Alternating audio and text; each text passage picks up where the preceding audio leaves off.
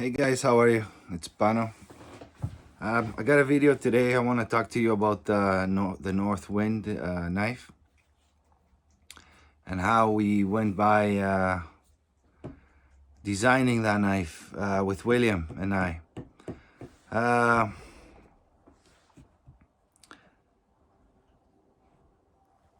it was a possibility for me to join a survival show.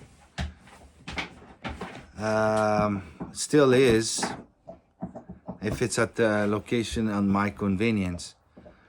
So I was thinking to what knife would I take? So one of the reasons, and the other reason is I always like larger knives, but especially in Canada, we cannot have as a companion side firearm. We cannot have a handgun with us when we're hunting, and that creates problems when you need some protection from. Besides having a rifle with a scope on or a shotgun, if you're hunting birds, having a knife, larger knife that you know for a fact is gonna end the life of a large animal if it goes into its ribs, it's a big comfort. So this knife is a 6-inch. It's gonna be a 6-inch length blade. It's large enough that if you want to use it as to chop something, you could use it. My preferred design on this knife, we came with two prototypes. Prototype A, which is this, and Prototype B, which is this one. It's a little bit dirty, sorry about that. It's got tamarack. I was chopping tamarack branches because I wanted to check William's heat treat. And this is something that really chips the blade when at the edge. But this is not the first edge that the knife came in. So this is third sharpening that I've done on this knife. And then I just wanted to tap it on take the branches off tamarack. So this is what this is. So anyway, getting back to that. So that's Prototype B, Prototype A.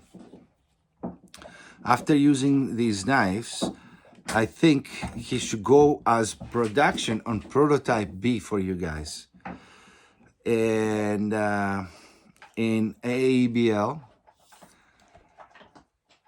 And this knife here, the intent was what I told you. I was looking for a knife, a large knife that it's large enough to protect myself whenever I need protection because I cannot use a sidearm. Two, you can chop branches or whatever else you want to chop in case you don't carry another chopping implement to make firewood or whatever. It's 3/16 thick, so it's plenty of power to go in and twist inside the bones and be as a great knife companion for protection in the woods. But I did not just want some lazy blade like it can only do one thing. And of course, this is why I'm with WC Knives. William is my preferred, by far, knife maker. Is because he does not make plain knives. So after playing for a long time with the BK, I liked that sweep with the extended tooth out, pronounced tooth. And I knew the distance that I wanted to where that sweep is right now is perfect to dislocate joints on animals. Let's say if I'm doing a moose, I know exactly that this hoop here, it helps me take the big hip bone off a moose. Okay, some people now watching this video will say, hey man, I do it with a nail clipper. Sure, good for you.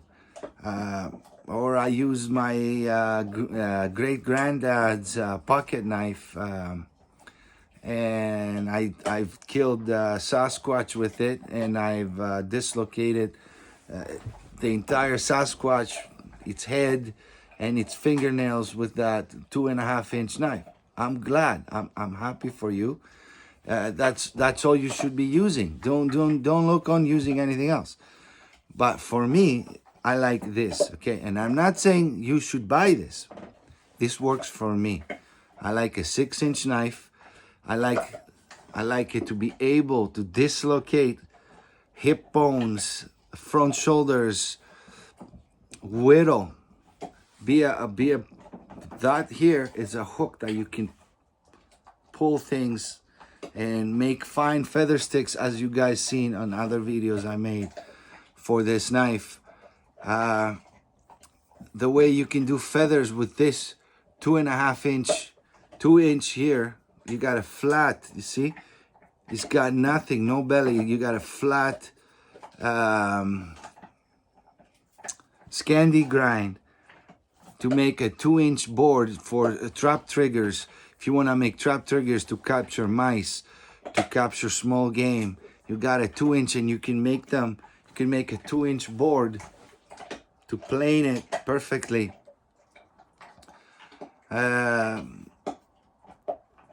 The handle here, it's perfect. The 3-position, most favorite WC knife handle, in my opinion. It's got a back that you could scrape ferro rods. You can scrape bowls with it. You can break things with it. So it's got every feature I found useful through my time in the woods and through my time using WC knives or any other knives. Here we have the back that you could scrape things. You could start your cut when you're skinning game. You have the belly. You have a belly that it's not 100% flat. It's got a belly here. It's rounded all the way here for skinning and for different angles on depending on what you're skinning, which part of the animal you're skinning. I don't always find it comfortable to be flat. I liked it when it's complete round. Also, it helps you when you're skinning upwards. Sometimes you're skinning upwards, not just downwards. You're cutting a little bit. And this knife also, because of that design here, that it's getting a little bit wider on the tooth, I have lots of purchase to hold it and go to the front when I need. For, let's say I want to do the paw on the bear, I'm gonna do it about when I'm done with this video with this knife. So I've used them all summer for bushcraft, for various projects I was getting into, firecraft, and I love that Scandi. And soon as hunting season hit, that belly here, the rear belly of the knife, the tooth, the pronounced tooth, it works great to dislocate every joint. I've done so many animals so far. The belly for skinning, the large blade to cutting meat, to taking entire shoulders out. Being used as a butcher knife, bringing it forward and doing more delicate work because of the 3-way handle here. So my recommendation to William is go with this for you guys to be a more robust blade. You can do everything I told you. And if he wants, and there's interest for the distal tapered design, make some special runs for it, like maybe make a signature series. I would like that. That would make me very proud that William picked a knife that I have big part of the design and the R&D, and it went to his signature series. Do I think it's the best knife ever made in the entire world? For me, it is. For me, it is. It's my most favorite design. It ticks every box for me that I want. Okay? Combine this knife with, let's say, a multi-tool And this knife, I can do everything. So multi-tool has a little blade. I wish it had a WC blade, but it doesn't. But anyway, so multi-tool has a little blade that I can use for if I ever need a little blade for. And this is, it will do all my woodcraft, bushcraft, butchering, and everything I need. You know how many times I went through my multi-tool to use the blade? 3 times. You know why I use this 3 times, the little knife? To poke a hole, to put my metal through for the tag for the animals, because I did not want to put a bigger hole with this knife. So I use a multi-tool blade to make the hole to put the metal thing through. I don't know when it's going to be available. That's up to William. I don't know how much it's going to cost. The dimensions, it's going to be a 6-inch knife. It's going to have the Master Woodsman handle type, Coke bottle type handle. And I'm sure William is going to post the details if anyone is interested. And the more you guys are interested and the more you guys want a knife, the quicker he'll make it, depending on the demand. And it's a one-man show, as you guys know, so you got to give him time. But post your comments on this video if you're interested or not. Let him know that you want it, and he'll make it. It's obviously going according to, you know, how many people want it or not.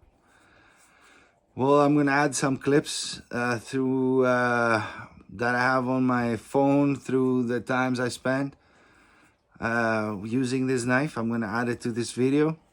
Thank you guys for watching, and see you guys next time.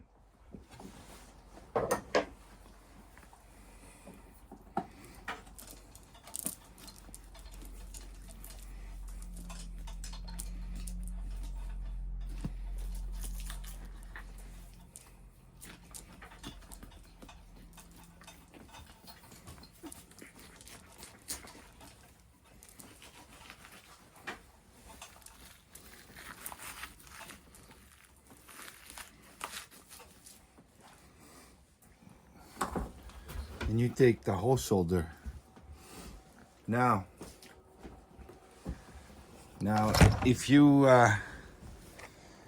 think this knife is too large and you want to use nail clippers, you want to use a pocket knife, whatever you want to use, well, that's up to you. No one is forcing you. No one is telling you that's your only choice is to use a large knife like that. Yeah. So whatever works for you. You right? I want to see how this knife punctures. Oh, like butter. So easy.